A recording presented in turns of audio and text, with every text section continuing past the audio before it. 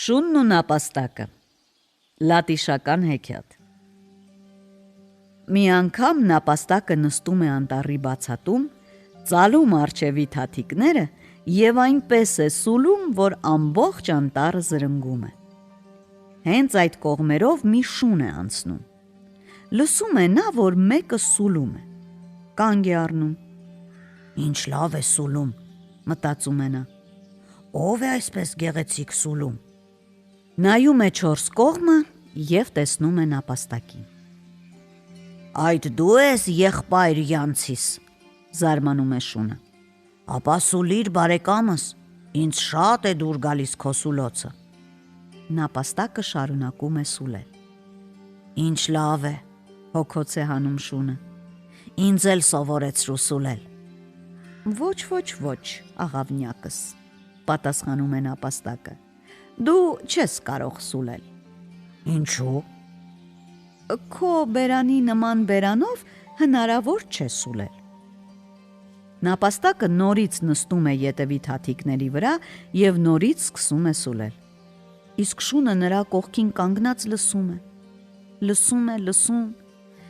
Մի քիչ հետո նորից է խնդրում նապաստակին, որ իրեն սուլել սովորեցնի։ Ասացի ոչ, քո բերանը շատ նեղ է, պատասխանում է նապաստակը։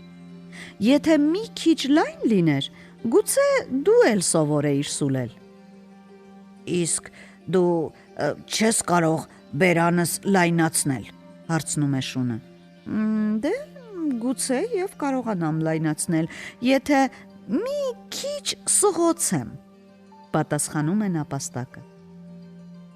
Շունը շատ էր ուզում սուլել, այնքան շատ, որ համաձայնվում է։ Լավ, եղբայր յանցիս, ասում է շունը, սղոցիր, թող քո ասածը լինի, ես ցավին կդիմանամ, միայն թե սուլել սովորեմ։ Նապաստակը վերցնում է սղոցը և լայնացնում շան բերանը։ Դե հիմա փորձիր սուլել ինձպես, ասում է նապաստակը և սուլում։ Շունն էլ է ուզում սուլել, բայց չի ստացվում։ Բերանն ամեն ձևով էլ բացում է,